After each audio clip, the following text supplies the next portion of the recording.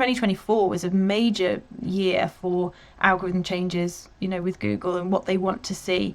And of course, we're competing, aren't we now, with AI generated articles as well. And, there's a plethora of articles now just driven by AI, perhaps not even written with any genuine expertise. And so as photographers, you're also competing with that kind of content as well. So it has changed the game, and the algorithms are constantly changing the game, and will continue to.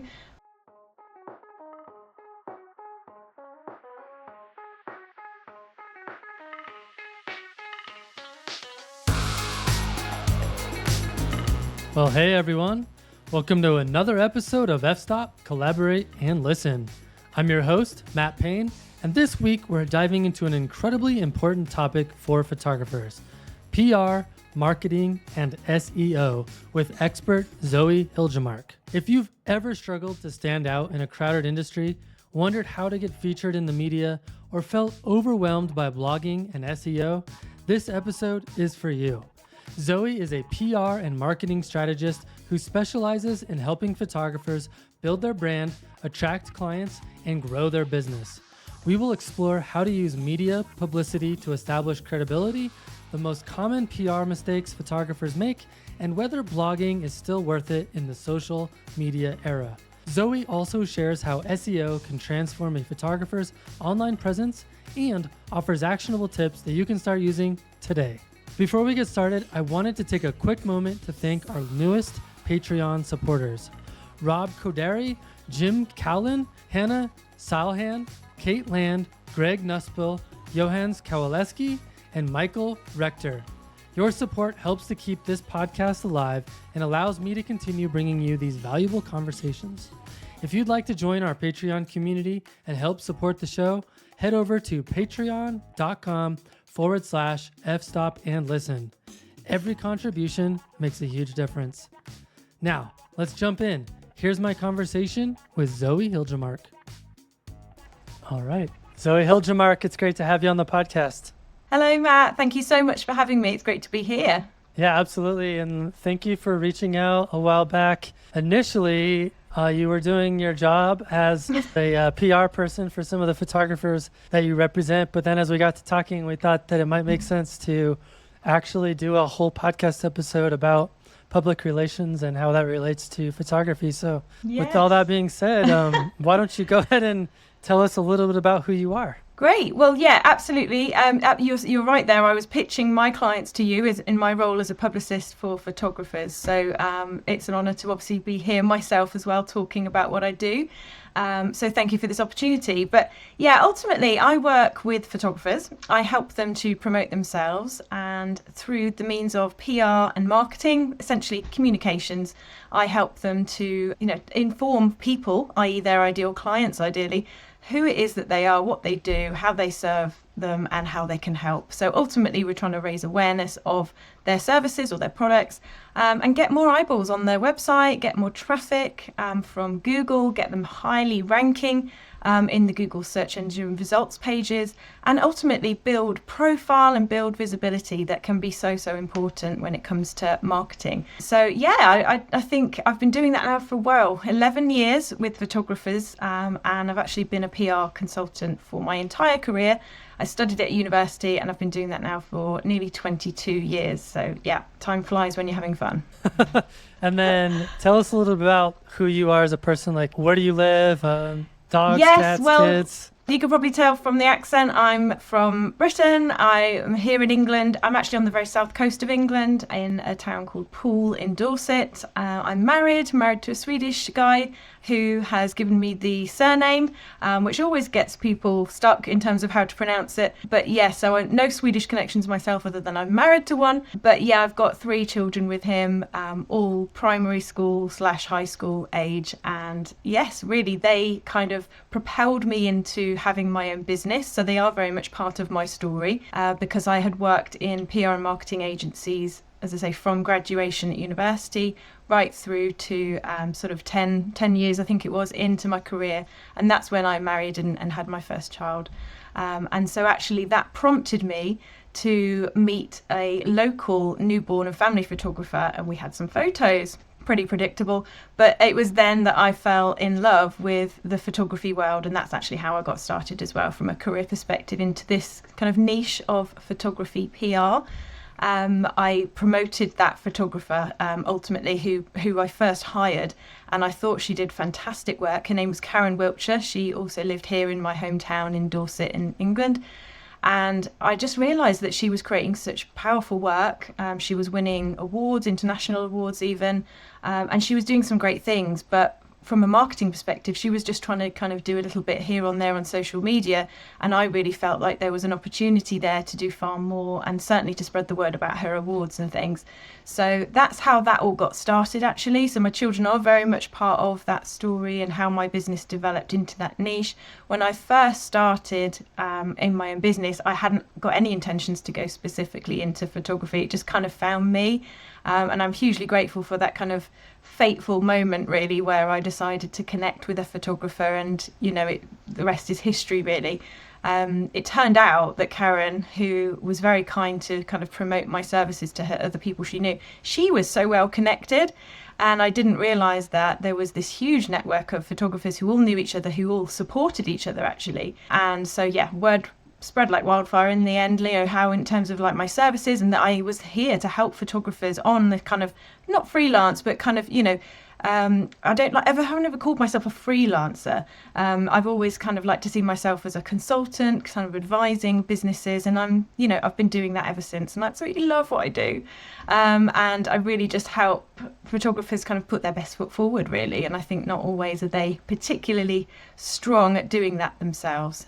There is so much overthinking and procrastination when it comes to marketing, if it isn't, you know, something you genuinely enjoy doing, which I think is the case for many photographers, perhaps for some of those that are listening. Oh, I mean, it's a story that I hear repeatedly over and over and over, you know, like on different social networks, photographers constantly complaining about no one knows who they are, no one's seeing their photography. Yes. Why am I even doing photography? And of course, there's lots of things wrapped up in all of that. So it's a very common story that I hear people complaining about in this space. And I think that obviously not one size doesn't fit all in terms of like how you figure out a path forward. I mean, some people have really figured out how to kind of manipulate and tap into the social networking side of things, and they've really made a name for themselves by kind of hacking that algorithm and all of that. I think that's pretty rare, honestly, in terms of the people that I know. Very few people have figured out that recipe for success. Mm-hmm. So let's talk about what role public relations plays in helping photographers stand out in such a competitive industry such as photography. Yeah, well, I think it can play an absolutely huge role. And I think what I realised quickly on in that kind of photography part of my career, sort of 10, 11 years or so ago, was that no one was really doing it. And I, having come from an agency background where I was supporting all kinds of different businesses, but typically small businesses at first in my first job, and then bigger companies and brands, international brands, in fact, who clearly had budget, who knew about PR, who knew about the power of PR. So when I kind of took all that knowledge and experience and skill set into my consultancy role within my own business, I kind of forgot that people didn't know what PR was or what the power of it was. And certainly when it came to the photography world, you know, here are people who've perhaps just set up an independent photography business. Perhaps they've got a studio, it's a portrait studio or something in their own home or locally in their area.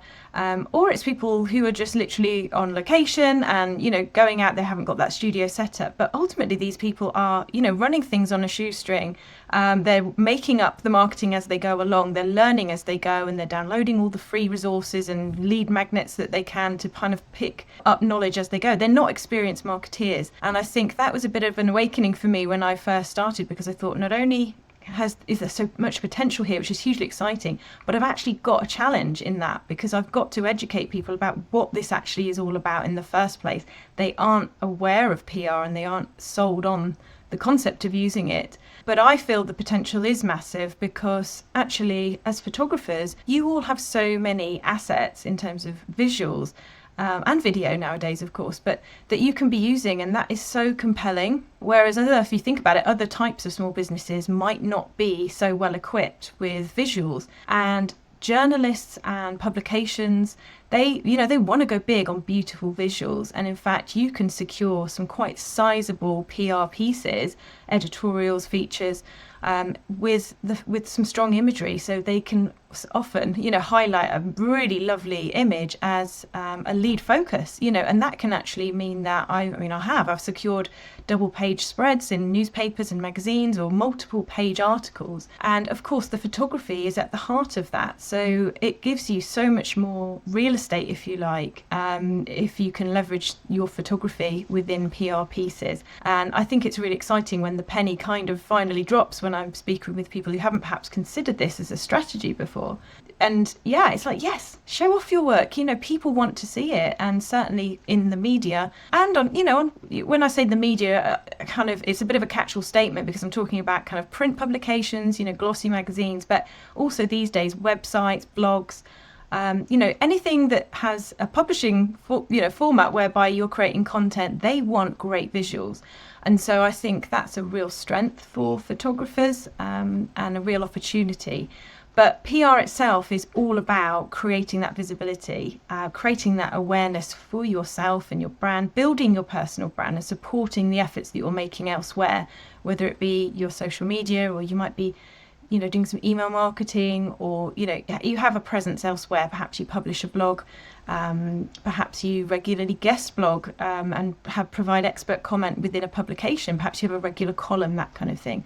All of these activities broadly come under the umbrella of PR, public relations, because it's all about how you put your best foot forward and present yourself and your business. So for photographers, I think it's huge.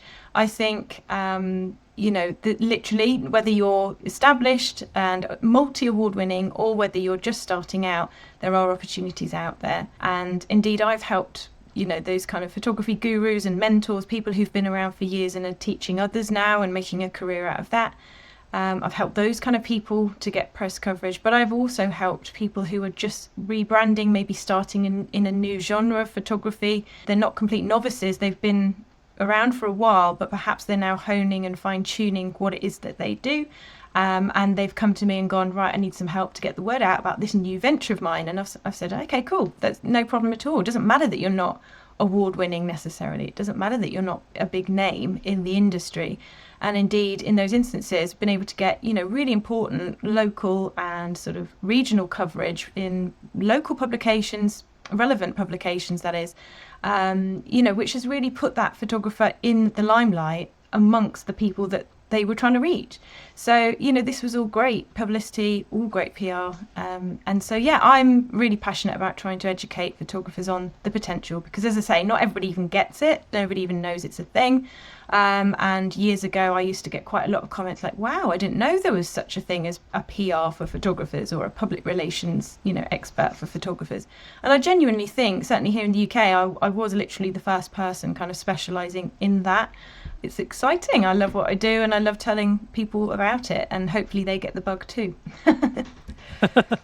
Yeah, that all makes perfect sense. So if someone's listening and they're still not quite too sure how to wrap their heads around what PR can do for them, how can photographers use different media to publicly build a brand that's recognizable and personal, and to attract more clients?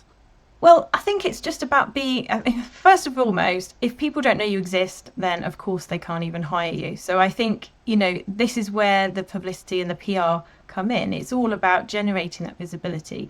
But of course, visibility is one thing, bookings are another. So it's how you go from, great, you've got a media feature, to landing a client. Well, of course, there's a degree of nurture, as there is with any marketing. But the point is, if you were to secure publicity in the sense of an article or a mention or something substantial, that people would then naturally be curious to know more, if they're your kind of ideal client, or someone who, appreciates the information that you've been sharing and wants to know more about you. Their next step is obviously to go to your website, which is why your photography website is really, really key for cementing that really good impression that you've hopefully made in your PR piece. And the point is, once you've got them on your website, then it's your website's job to engage them, give them content so that you can kind of keep them interested, make them click through some articles, stay on your website, linger, have a good look around. Ideally, you'd be having a mechanism for catching their email address so that you can then target them again going forward. Through your email marketing activity. So it's a micro step really in the process. And we all know that process of someone discovering you and someone hiring you could be days, weeks, probably more likely months, and perhaps even years, depending on your niche and their particular point of interest and intent at the time that they find you. But it very much fits into the bigger puzzle of the marketing journey and trying to get more people to discover you and to, ultimately discover you, get that know, like, and trust going, and then really think, this person, I love their work, I love their ethics, I love their values, and everything they're saying about themselves really resonates and connects with me, and I'm interested in learning more. And that's at that point generally when you'd be exchanging an email address. And then off you go if you've got good email marketing that then supports that nurturing journey. So I see it as being a really fundamental piece in the bigger picture. Of course, it's optional. You don't have to pursue publicity to be visible, to be successful in your photography business. But it is another, tactic, in your toolkit, if you like. So, why not give it a go? And I feel like when people think of PR, that traditionally think of like press releases and maybe fluff articles about them, but it seems to me that PR is actually encompasses a lot more variables in the modern digital age. I mean, you've got blogging, you've got search engine optimization, you've got articles, contributing articles, all of these different things kind of fall under this big umbrella of PR. And I'm curious if you maybe can talk a little bit about what some of the most common PR mistakes are that you see photographers making, and how can they go about fixing them? Yeah, sure. I mean, I think what you just said there is interesting. So that's the bigger marketing piece, really, all the blogging and the SEO. There's so many things you can do to market your business. In regards to PR specifically, it's more than just publicity. It's stakeholder communications, it's loads of things. But I primarily, in the case of photography, I'm all about the publicity side of it. There's so much to all of these. We could talk, potentially for hours on what's involved. But if we're talking specifically about publicity and the mistakes that photographers might make, I mean, first one would be to be not actually using PR tactics at all, to not be actively promoting your business, not putting yourself out there, not trying to get the word out there. And it sounds silly, who wouldn't be doing that? But I think actually a lot of photographers do kind of have that attitude of, I'm going to invest fully in my website. Maybe they kind of get into the idea of SEO and perhaps solely focus on that, for example, because I know a lot of photographers can get really into the SEO piece, but at the sacrifice of everything else. It's really hard if you like a particular strategy or tactic to then go, oh, well, that's really cool that I can master that, but I also need to do X, Y, Z, and be realistic that you can't just rely on one strategy. And of course, you can't certainly rely on just having a website. People are not necessarily going to just find you just because your website exists. Maybe 15 years ago or something that might have worked for you, but certainly not nowadays. So absolutely, I would say the first mistake is actually not to be more proactive in this regard, really, because ultimately, your competition is getting more PR savvy, if you like, more, getting into these techniques and tactics themselves. So, you need to keep up if you want to stay visible. So yes, I would say, get involved in what can be really powerful for your business. Another mistake would be kind of like a scattergun approach, if I could say that. Like, what I mean is kind of just having a press release. PR doesn't stand for press release, by the way. It stands for public relations. But it can, like you said there, I think in your question, you were kind of suggesting that, you think of press releases and media fluff. And, a press release is a tool. It's a way of communicating a story it's typically how, someone like myself promoting a company would use, it's essentially an outline of the story with all the key details that a journalist would potentially need, and then it's a means of supplying it to them, and then from there the journalist or the publication could determine pretty much in a matter of seconds whether that story was going to be of interest to them. And indeed, if it was of interest, it should have been written in such a way that it could literally be copied and pasted from and create an article from it. So it's written in the third person, and it's just very succinct and clear and with all the facts, no waffle. And yeah, so it's the foundation of a news story, basically. But yes, over the years, press releases have gotten a bad rap. And yeah, I mean, I use them occasionally, not so much now, but I mean, when I started in my career, it was the only thing I did. I wrote press releases day in, day out, and we blitzed them out to publications, anyone and everyone who would be interested. So I suppose what I would say is another mistake, that second mistake, is to do that. I wouldn't recommend that as a strategy now. The need to be so much more focused is true now, in the sense that journalists haven't got the time to open their emails.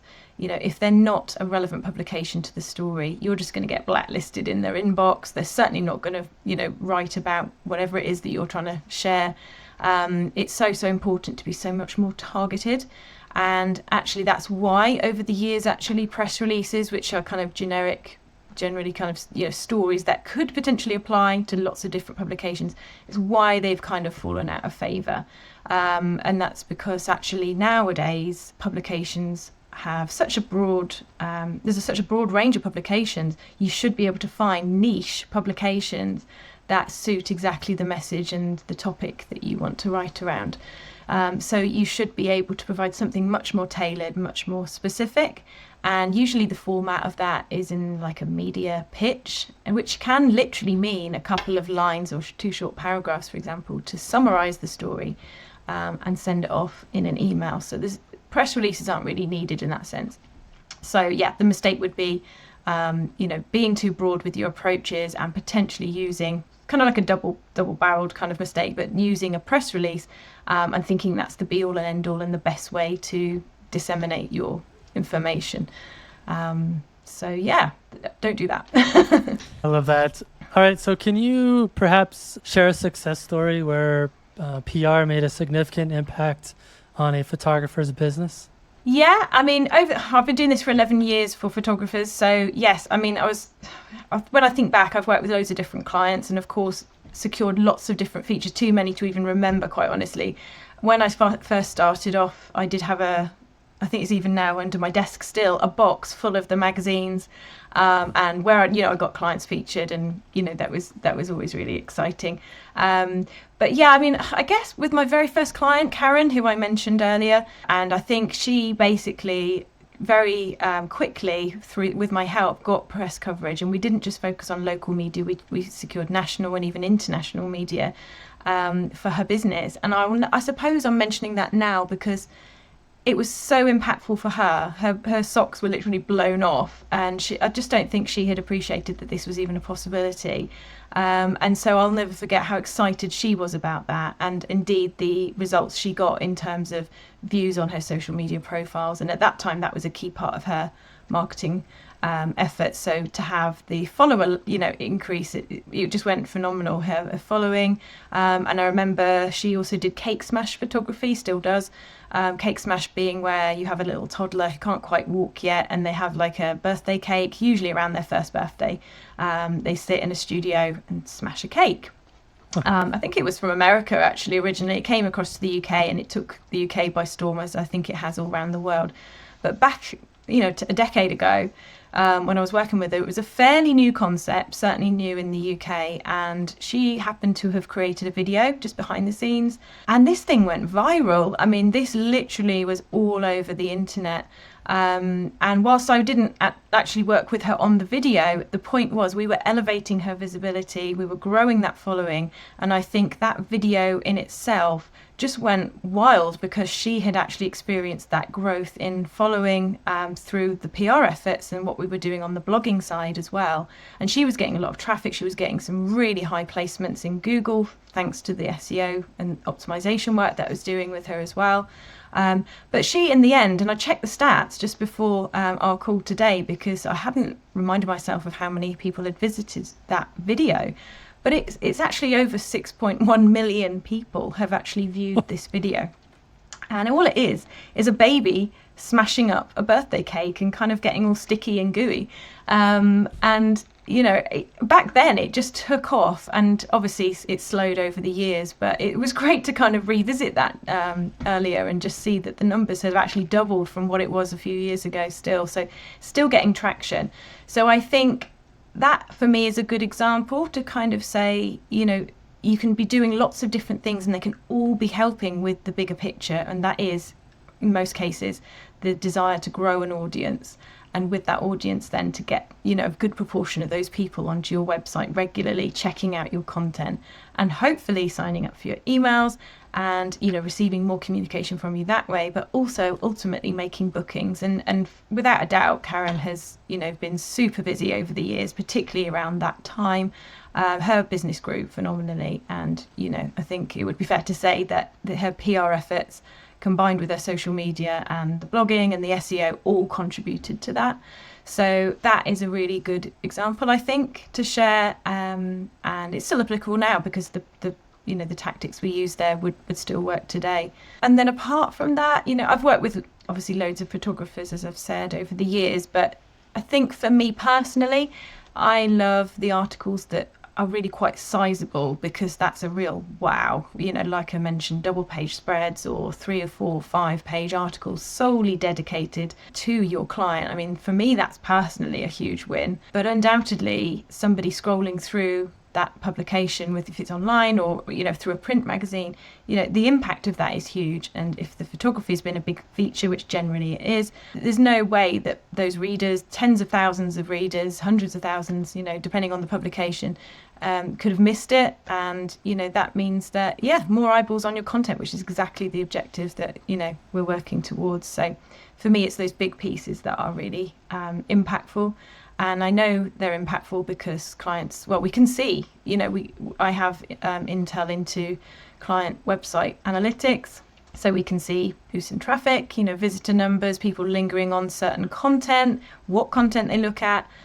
We can track where they have actually come from, if it's an online source. So, yeah, so that kind of really excites me to see the impact of the work I do, and obviously it validates what we're doing as well. So yeah, it's exciting. Yeah. As you were talking, you know, you talk about these big pieces in magazines or perhaps a well-known news site like, let's say, USA Today or something like that. Let's say that someone is able to manage to get into one of those publications. What are your thoughts on that piece of publicity being used as kind of a future positioning point in terms of like demonstrating clout or like a signal to future potential business partners or people that you want to maybe partner with you on something in terms of like, hey, look, my stuff was featured in this magazine, things like that. I mean, you see it on people's websites all the time, but talk a little bit about how those types of anchoring publications can actually help you in the long term. Yeah, I think that what you've described there is really important and really impactful. So, I mean, I think, actually, I didn't mention it in my mistakes answers earlier, but I think had I added another mistake to that list, I think it would have been to not fully leverage the media publicity if you secure it, because it's so important to do that. These things, you know, big pieces in particular, you know, they don't happen every day at all. And even if you were focusing really hard on your publicity efforts, you know, you are going to get a lot of knockbacks. It ain't that easy, you know, and you've got to be well connected ideally and have a great story. And sometimes it's down to a bit of luck as well. You're like landing, you know, in the inbox of the right person at the right time, who's in the right mood, and who is receptive to, you know, your pitch. And, you know, maybe there's a space available that, you know, wasn't there 2 hours ago, but, you know, if you can provide everything they need quickly, you're in. There's so many variables that can dictate whether you're actually featured. And it's not always on the strength of the story either, sadly, because it could just they might end up putting in something that's inferior to what you could have provided, but that person pitched and you didn't, and that kind of thing. But once you have secured that coverage, oh my goodness, I really would urge everyone who has ever been featured in the media to fully leverage that, in the sense of talk about it, share it. If it's an online article, share the link here, there and everywhere, that you've got an audience on social media. Share it on your website, if you've got multiple features, share it on like an in the press page, or an as featured in page, or whatever you want to call it. But collate those links, collate those credibility pieces, because all of them combined will really build that sense of, wow, this person is an expert. They have got credibility in this space. They know what they're talking about. They are a thought leader, if that's the case. They genuinely are a pioneer in the industry. I mean, I don't know. It depends what the person is talking about and what their position is in the industry, and their degree of expertise, etc. But fully leveraging that and showing that off to like you say, potential stakeholders, like people you might want to be collaborating with, pitching yourself for opportunities, maybe affiliations with camera brands, or whatever it is that might be your goal. Certainly, if you can highlight really impressive media publicity and publications that would be interesting to them, then that's definitely something worth doing. In fact, it's reminding me, actually, while I'm talking about an example of when in the agency I worked at before I started my business, we won an award for a PR campaign I ran with a national charity. So I had a very small team, but we did win an award, which was totally awesome. And then as an agency, we leveraged that award win. There was a double page article about the awards, and we were featured prominently in there, and we had copies physically printed, and we sent them out to prospects, to hot leads, to people who had been considering working with us. And it just kind of endorsed the fact that, look, we know you were thinking about working with us, this might kind of tip them over the edge, was the mentality of it, just telling them of the award win and the things that we were doing that was getting traction and recognition. So in the same way, publicity, when you've achieved it, definitely shout about it. Awesome. And so earlier you talked a little about search engine optimization, SEO, and I know that's something that you help photographers with. How important is SEO for photographers when it comes to attracting clients to the websites and online portfolios? Well, I think it's essential, because your website is your shop front. It's hopefully everybody listening has a photography website, and indeed a website that not only looks beautiful but performs well. But SEO, search engine optimization, is really important because it's actually the foundation of getting you visible online. As I said, like, you can't just wait for people to find you. You need to have an optimized website, optimized in the sense of performing well, content rich, free of errors, technical errors, that is, and all the things essentially that Google and other search engines are looking for when it comes to their algorithms and deciding which websites they're going to present in their search engine results pages. It's hugely important. And I think with photographers, I don't know what you think, Matt, but I think some are like massively into SEO. Others kind of wouldn't touch it with a barge pole, but kind of know they need to. So maybe they outsource it, maybe get some help with it. And yes, of course, there's people in the middle as well. But it feels like SEO is a huge thing with photographers, or they know it's there and they just don't want to play. But then they end up having to eventually because they realise it's key. Yeah, I think most people, at least people that are at least trying to do anything commercial with their photography, have a pretty decent understanding that it's something they should think about.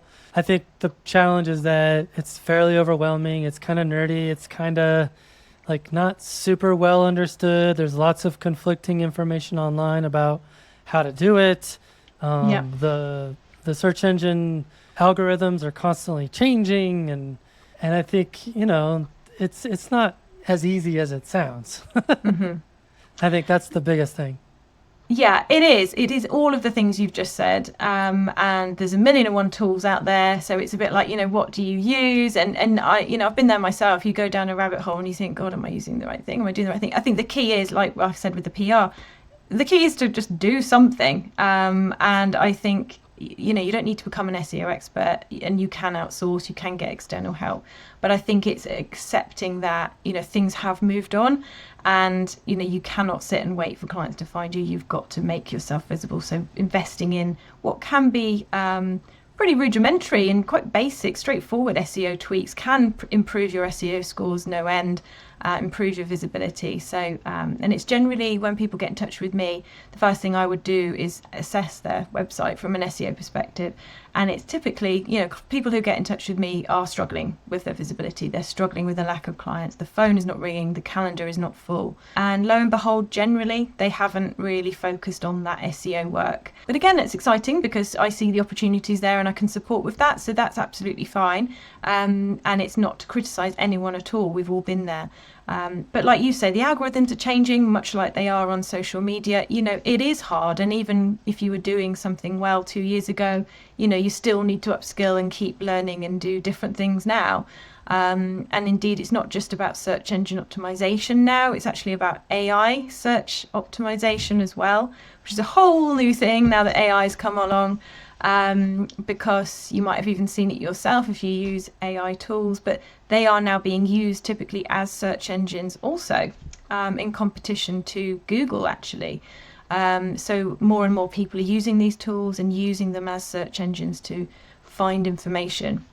And of course, what that means for business owners, photographers, people with websites, we want to make sure that our websites are being shown in those AI search results, much like we also do in Google and search engine results pages. So this is a whole newish thing, that's evolved over the last sort of 24 months or so.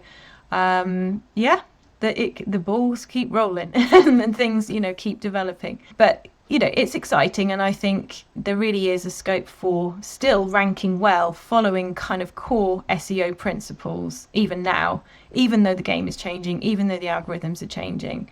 I'm seeing it in my own business, for the work that I do for clients with blogs and things. It's still possible to rank if you create great content. But yeah, absolutely, to answer your question in a rather long-rounded way, is that yes, I feel it's essential, really important. So with that being said, how can photographers create effective content or blog posts on their websites or perhaps other websites that improve SEO while still engaging with their audience? So, ranking, a blog is reviewed generally from the perspective of whether it's ranking, and then, by ranking on a search engine or AI search or whatever, it's visible. So to rank a blog takes a decent amount of content. I'm not one to sort of say it has to be a certain word count. It is still true, I believe, that, the longer form content works well for optimization. When I've written articles that have been up to about 3,000 words, they're the ones that rank and have performed the best for me by far more so than an article that's 500 words, 600, that kind of word count. And anything less, quite honestly, you're just not going to rank, because the whole point of ranking, if people listening aren't familiar with what we're even talking about with that, ranking is, actually appearing in the search results. But in order to be positioned there by that search engine, it needs to have deemed your content as one of the best results online of all the sites that exist, of all the pages that they've crawled and that they've indexed, that they know about, which is the best result, because Google, of course, wants to present the best result for a particular query. So when we talk about ranking, that's what we're talking about. So, long form content is still a winner in regards to the fact that you can go deep on a topic, whatever that topic is, and it increases your chances of being able to rank for that keyword phrase. So yeah, that's really key. Writing quality content. It's got to be, interesting, different, useful, informative, enough to keep people engaged, interested, and want to read on as well. So I'm not all about suggesting that we all need to go away and write loads of really long articles. They've actually got to be really high quality, really good content. And the same applies whether it's a guest blog on someone else's site or whether it's on your site. For something to rank well, it really needs to be, deep, focused, and really offering value. And all the better if obviously you can sneak in some mention of your services. And, I think I'm not about creating value and never talking about your services. I think that can be a mistake that people make. They think they've got to go off on a tangent and write about anything to do broadly with what they're trying to sell. And then they can forget to actually mention that, oh, by the way, I've got a service for that, or I've got a product for that. So it's being focused, being strategic about the topics that you write about, only writing about topics that are aligned with your services as a starting point anyway. There's so many things you can do to optimize your blog, but those would be some of the key things. Certainly focusing on a keyword phrase when we're talking about the SEO elements of it as well. That's really key, because ultimately you need to have clear intent on what it is this blog article is about, who you're writing it for, and what you actually want them to do, and what phrases you want to actually have it rank for. So there's a lot to think about. Now I'm reeling it all off. It is a lot to think about, but it's well worth it if you can nail it. Before we dive back in, I want to take a quick moment to tell you about something that might actually make your life a little easier. If you're like me, you put everything into capturing the perfect photograph. But when it comes time to name it, write a description, or even price it, it can feel overwhelming. That's where Art Helper comes in. This AI-powered tool is designed for artists and photographers to take the guesswork out of presenting and marketing your work. It helps generate compelling titles, rich descriptions, and even custom artist statements, so your images connect with buyers and collectors effortlessly. But it doesn't stop there. Do you need help writing blog posts, social media captions, or emails to your audience? Art Helper has you covered. Struggling to find the right Facebook groups or subreddits to share your work? It can help with that too. You can even get AI-powered pricing suggestions for your prints. Now, I'll be honest, I tend to be skeptical of AI tools for creative work, but I gave Art Helper a try, and I have to say, it's actually pretty robust and functional. If you've ever felt stuck when it comes to the business side of photography, this might be worth checking out. Don't take my word for it, give it a shot. Find a link to this awesome tool in the show notes. All right, let's get back to this week's episode. One of the things I thought of while you were talking is, unfortunately, part of the process of SEO is that if there's other people in your space who are already ranking for the things that you want to rank for, it means inevitably that you're looking at their content and you're trying to figure out how they pulled that off. And one of the things that I think inevitably ends up happening is that people end up creating a lot of content that's similar and or not, I'm not going to say ripped off or copied or plagiarized, but it's like very similar in terms of what it's trying to accomplish. And maybe even they have the same strategy behind the article or the blog post.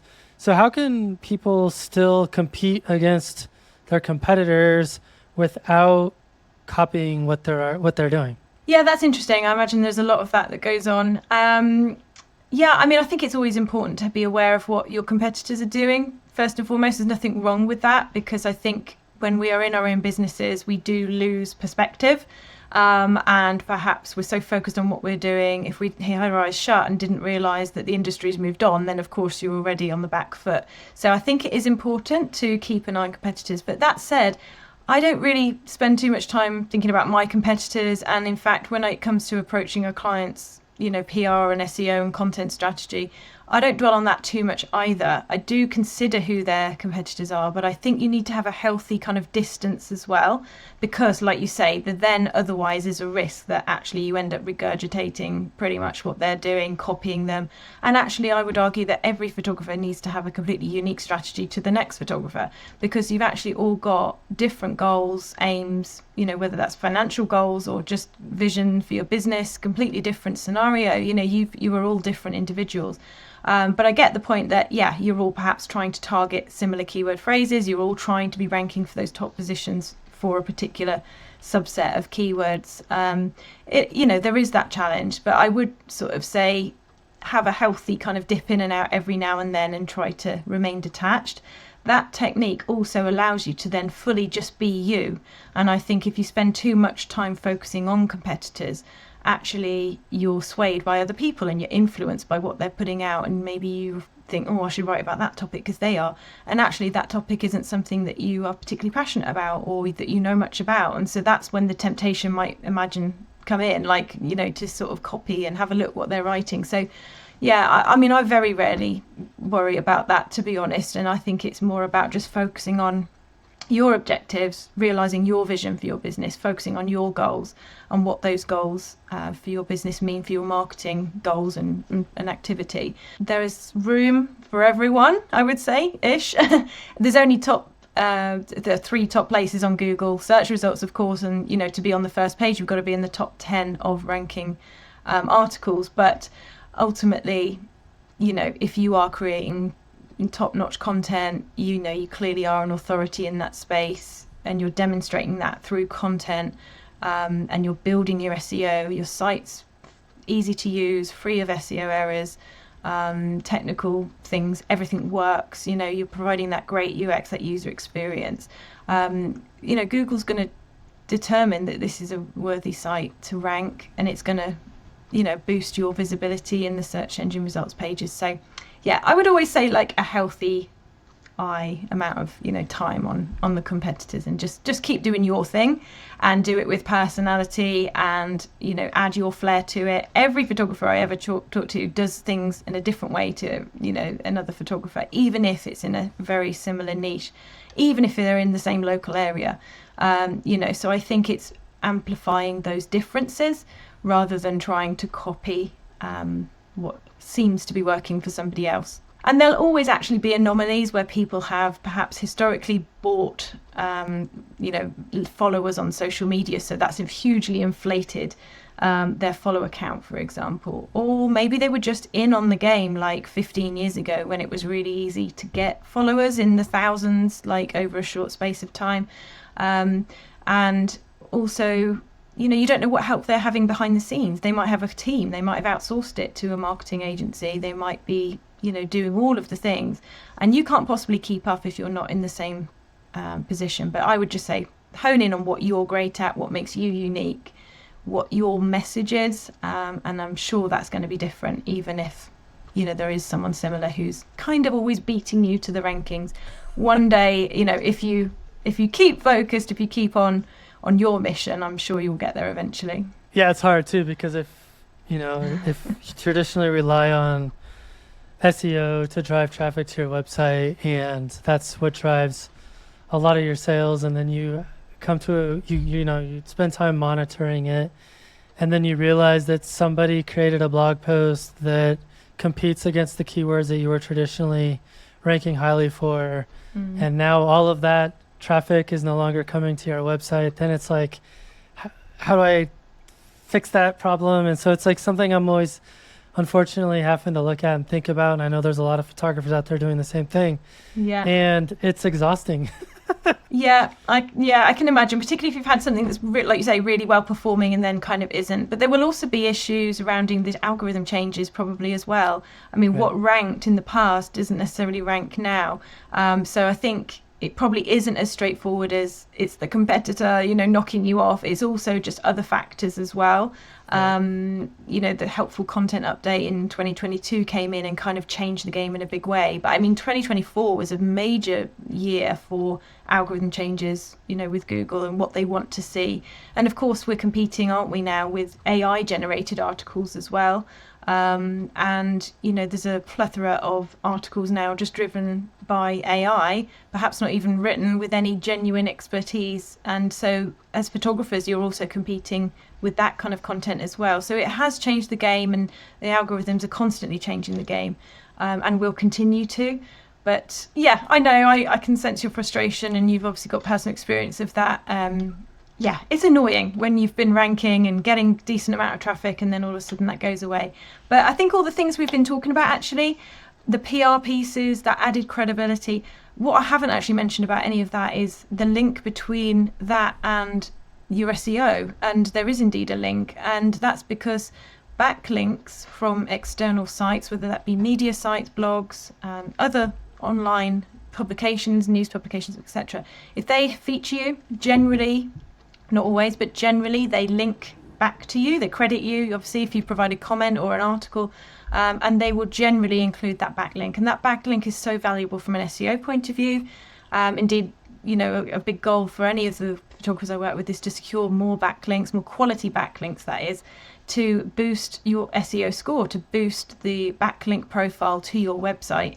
So I would say, if you're finding that existing content on your site, whether it be blog articles or certain pages, were ranking and not ranking, maybe you just need to diversify your strategy slightly, focus more on securing editorials, getting those high quality backlinks, which are going to add value to your site and, again, add to that sense of credibility and expertise.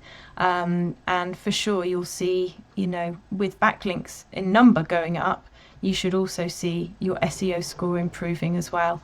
Assuming you're keeping your content fresh and your website functioning well as well. There's loads of things that come into play, but diversify your strategy. Maybe try some different things. See if you can get an article ranking for a topic that you've dropped off the radar for, but get that on another publication maybe, and just try a few new things. I think marketing generally is an experiment, because the thing that worked, like we've already said, like last year, isn't necessarily what's going to work next week or next year. So I think it's having that aptitude for always learning, always being prepared to try new things, and that's absolutely critical, really. But yeah, it is annoying, I know. Yeah, and you kind of read my mind, because my next question was going to be all about how PR and blogging and SEO can complement each other in kind of rounding out a photographer's marketing strategy. And I'm curious if there's anything else you would want to add to that based on that framing of the question. Yeah. Well, for me, they're all interlinked, because actually they're the three services that, I provide. And I provide those three services because they're interlinked. I'm known actually initially and foremost for my PR for photographers. But when I started my business, I realized that PR is almost like the cherry on the cake. And it is so valuable for those backlinks and things now, as well as, the credibility and the visibility that we've already touched on. But they are interconnected, because as websites are so in need of optimization, as we've again mentioned already. But the blogging connects with that, because the blogging, that opportunity to have a blog where you can publish new articles on any topic that you fancy, but of course related to your photography, is going to help you get more visibility. Because if you've got a 5-page website, you haven't got a lot of content on there, if you think about it, for Google to kind of digest, index and rank. But if you've got a blog that's got 200 articles, they are all viewed by Google as separate pages, separate entities, if you like, and that has massively increased your potential for ranking anyway. That's assuming they're good quality and all the things that I mentioned that blogs need to be. But that's why I'm really excited about the potential for blogging. Even though people say, blogging's dead, or I've tried blogging, and it doesn't work. Well, that's because you didn't write anything that was worth Google ranking, quite honestly. If it hasn't worked for you, it's down to the lack of quality generally, or badly performing website in general, and so that's like inhibited your potential for your blog to perform well. But blogging, even now in 2025, is really, really powerful, and I believe it will continue to be. So I think that's where they do interconnect. So the blogging creates that additional content on your site, supporting the SEO effort. And then the publicity also supports the SEO effort through those backlinks, if you can secure those. And if you can secure them from high domain authority sites, so anything like a news site, a publication. I mean, here in the UK, the BBC is the biggest site, and that's got a domain authority score of 100 out of 100. So if you were to get a backlink on the BBC, that is huge, for your SEO potentially. So when it comes to trying to source PR online, it's always a consideration of mine anyway to look at the domain authority score, because if you can target those higher domain authority sites versus something that's low domain authority, the potential of that backlink then is going to be so much more valuable to you. But that's how I see them, as being all interconnected. The PR is creating those visibility opportunities and supporting the SEO, and the SEO is also supported by the blogging, and the SEO ultimately is driving your online visibility into the longer term. it is a long-term strategy. But yeah, it is all interconnected. All right, I'm going to ask you a trick question because I think I already know the answer, and it's probably D, none of the above. But of those three, which would you do first? SEO, blogging, or PR? That's actually quite an easy one. So I thought you were going to ask me something that I wouldn't be able to answer there. I'm quite relieved. I would absolutely say SEO first and foremost, because it's your website, hub, online home, whatever you want to call it. That's ultimately where people are going to find you. If they found you on social media, probably the next thing they're going to do is click through to your website and check you out there. It can work the other way, of course, but ultimately you need a website that looks good, performs well, offers a great user experience, things work. That's what I mean by that. That the images load quickly, there's no issues with scrolling the site and people perusing that to find the information they want. And so I would say that also, because SEO is a sort of a longer term strategy, it's a really great idea to focus on that first, because you can get the wheels turning, get Google starting to recognize your site for what it's all about. And yeah, just that, I would focus on that first and foremost. Yeah. Got it. All right, shifting gears just a little bit.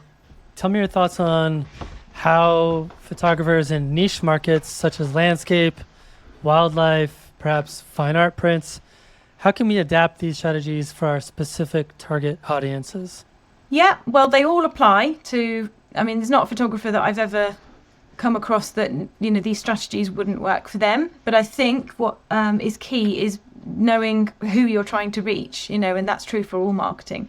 And that dictates ultimately your PR strategy, in terms of what publications would be relevant, knowing what publications are relevant through the fact that they are read, watched, listened to, by your ideal client. So getting that clarity in your mind about who you're trying to reach, what media they consume, is absolutely fundamental. And then, of course, you can adapt what I've been talking about really to your area. So like people like yourself, in like nature photography, of course there's specific publications and outlets, blogs, websites that speak to that, to an audience interested in that. So it's all about being targeted, and that touches on when I said about not having that scattergun approach to PR, when I said about the mistakes earlier.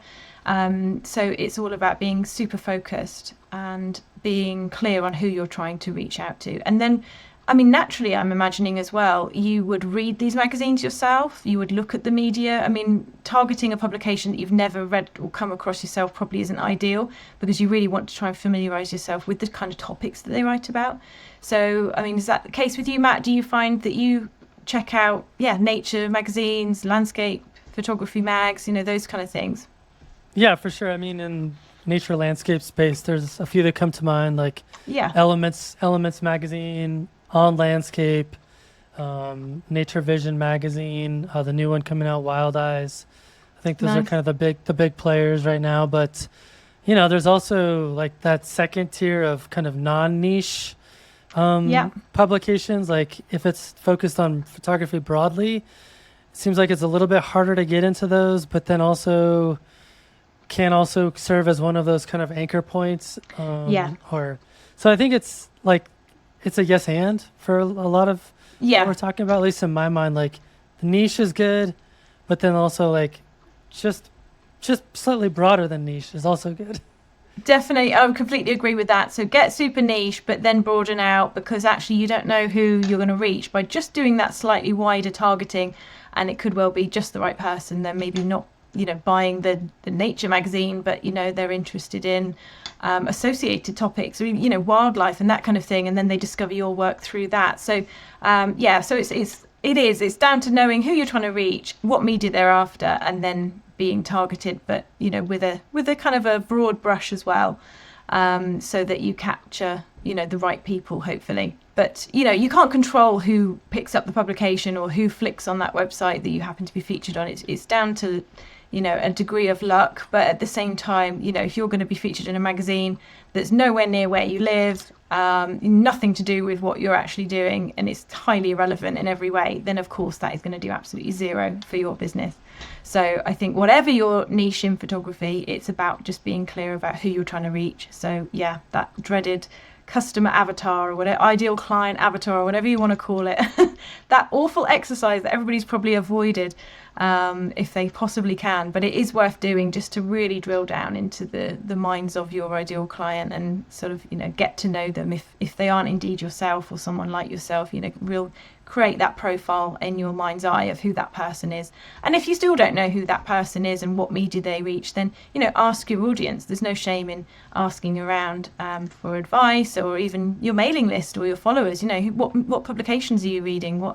Where would you find yourself perusing a magazine? Which ones would it be? Which websites do you go to? There's no shame in asking that, and in fact it's healthy to do that, because then you again not closed off to opportunities that you might well have just missed. Yeah, and I think one of the biggest mistakes I see people making, and by people I mean I'm looking at myself in the mirror, this is something I've done, is that you haven't clearly formulated a call to action with the content that you're creating or the publication that you're pitching. For example, a couple of years ago, I created this incredibly massive print lab review video, and like this huge blog post. And now it's like constant traffic, but I had no call to action. It was just like, here's a lot of really, really good free information. Oh God. Enjoy. And now it's like, I have all of this great traffic, but nothing comes of it. So it's like thinking a little bit ahead about what you want that traffic to do for you is also probably a good idea. Yes. But have you not been able to go in retrospectively and kind of add that in? I mean, I can. It's just a matter of like figuring out what makes... Yeah. I mean, at the very least, they're on your email list, are they? Or is this blog traffic that you could get onto your email list? I mean, that would be a start. Totally. Yeah, because I think any free traffic from Google, you've worked hard to generate. We want to capture as many of those people on your email list, and then of course they might drop off, they might unsubscribe, they might decide it's not for them, depending on what you send them. But if they click off your site and they haven't exchanged that email address with you, then potentially they're gone forever unless you retarget them with ads and whatever. So.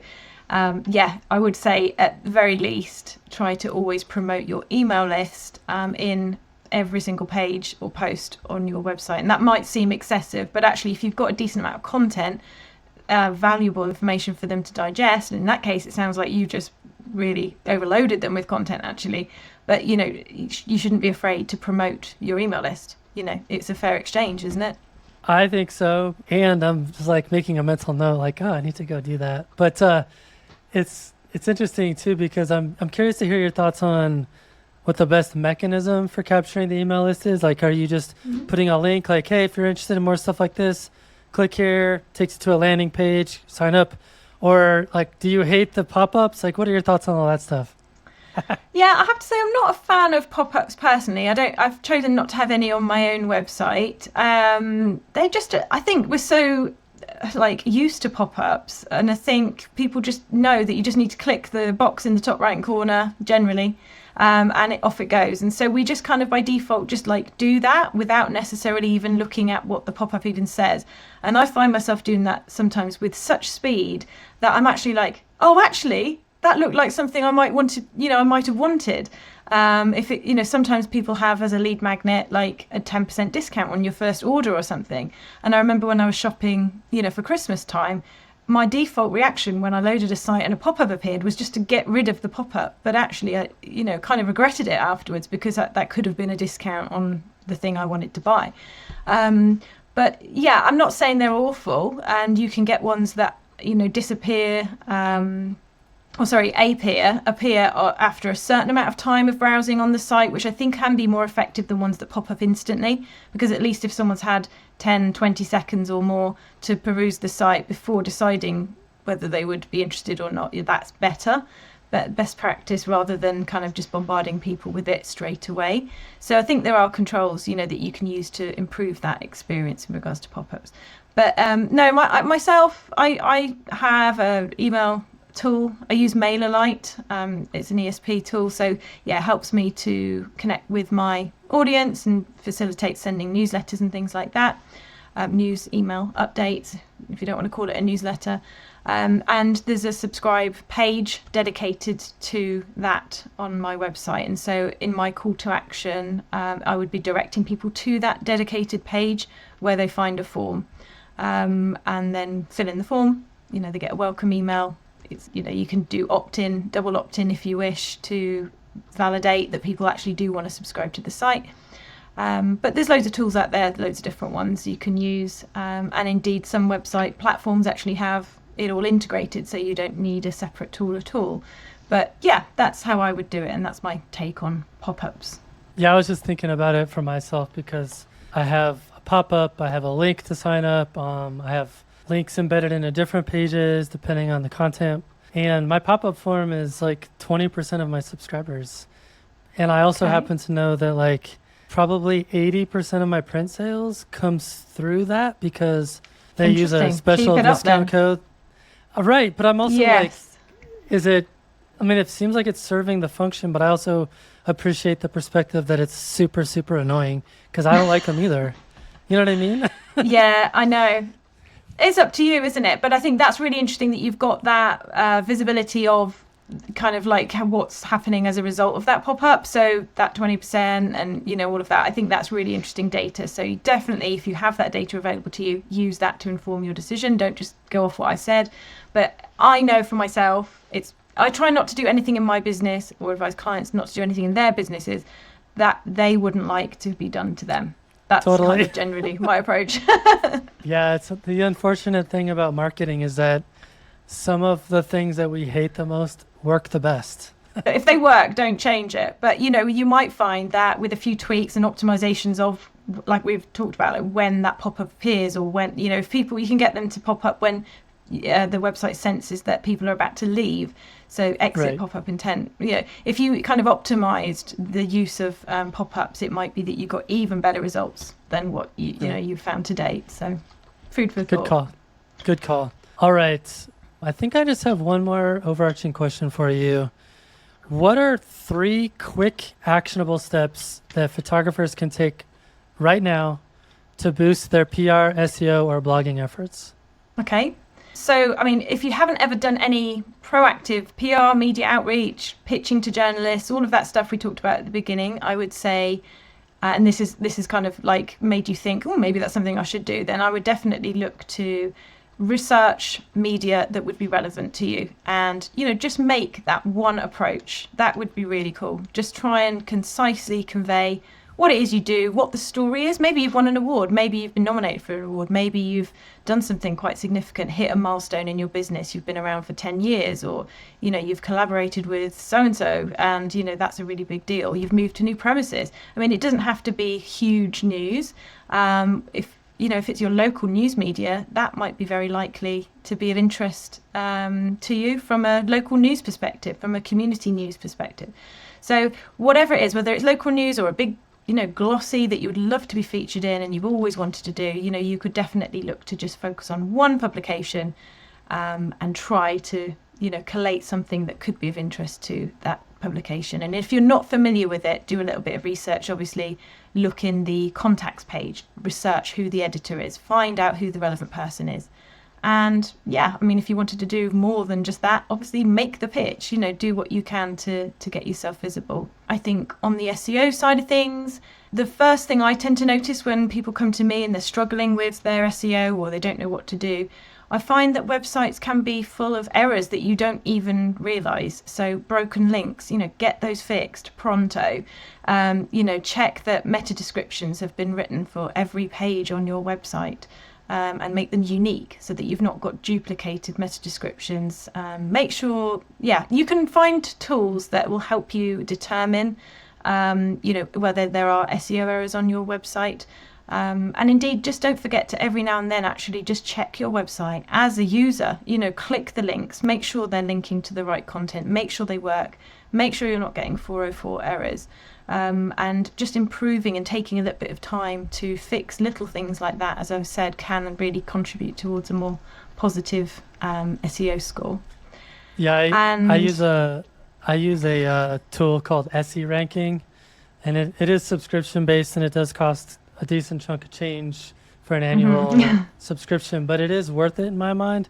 yeah, And the first thing you do with it is you run an audit on your site, and exactly. it'll find all that stuff. Like, and Yeah. you'd be amazed at how many of those little gremlins exist. Like, oh, really? I don't have an alt tag on the 27 photos in that one article, or just like little stuff like that. It's like it tells you everything you messed up, and so it's a really helpful tool in terms of like getting your house in order. Totally. And even today, earlier in my working day, I was fixing errors on my site that, it surprises me that, even though you check this reasonably regularly, they still are things that happen because maybe you've changed a link, which is true in my case for some of my articles recently. And of course, then the impact of that is that if it's been mentioned elsewhere on the site, then that link now doesn't work. So you've got to remember to set up redirects, check those links. So yeah, it's an ongoing task, but luckily most of these little things can be done quite quickly. If you dedicated a morning to it, and you would have it all done. So, and it's work well done, well worth doing, rather. And I was just going to say, regarding blogging, I mean, I think if you don't know where to get started with blogging, one thing you can absolutely do is think, what would be a pertinent question that my ideal client might want to ask me if I was stood in front of them about this service, and write the answer, explain what it is they would need to know. At a very basic level, that is how I would suggest you get started with blogging if that's something you haven't done already and quite like the sound of doing it based on what I've shared today. So hopefully they're like 3 kind of things that people could do depending on what part of what I've talked about is most of interest. That's really good advice because I teach workshops full-time for Munch workshops, and one of the things that happens to me is that inevitably on every single workshop I'll get asked probably the same 5 or 6 questions, right? Depending on what the workshop is for. And so a lot of the blog posts that I've created or websites I've created on my page is like answering those questions, so that Brilliant. when we get those questions, I can say, here, I've already written it all out for you. It's right here. That's the beauty, isn't it? Because you've got a link that you can instantly share, and yeah, that's so useful because nobody likes repeating themselves. But that fact that people have constantly asked that question validates the fact that there's an interest in that topic, and yeah, you've saved yourself a lot of time in the long term by creating that piece of content. And all the better if it's written in such a way that it ranks and Google finds it and shows it to more people who are asking that question. So yeah, good one. Yeah. All right. So Zoe, tell us about your mentoring program and the other services that you offer for photographers. Oh, thank you, Matt. Well, yeah, I actually help photographers with all of the things we've been talking about today, the SEO, the optimization of your website from a content perspective. That's not the technical side of website development at all, but more just from the content perspective, and also blogging, strategic blogging, working out what to write, what to say, how to optimize it fully so that those articles do rank, and obviously keyword research and everything that comes into the bundle as part of that, and then the PR, the publicity, the sourcing, links, features, opportunities. So in my mentoring program, which is exclusively for photographers, I provide support for 6 months, and there's a pre-recorded video course essentially running you through what I call my blueprint. It's called my visibility blueprint, and essentially you learn through those materials but also get live accountability weekly with me.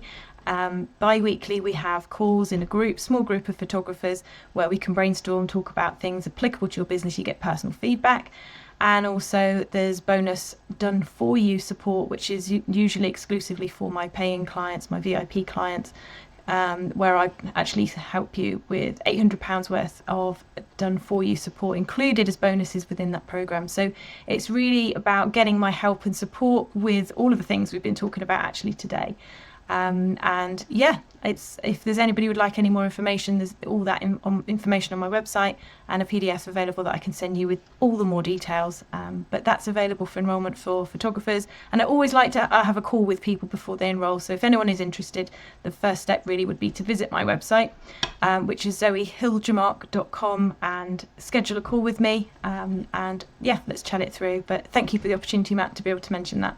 Yeah, of course. And we'll put everything in the show notes so people can find it easily. But I just want to thank you for taking the time to chat with us today about PR And I think we can do a quick Patreon bonus recording talking about bad PR versus good PR and kind of some of my thoughts on that. But for now, I just wanted to say thank you and Thank you. take care. Yeah, thank you so much. Awesome.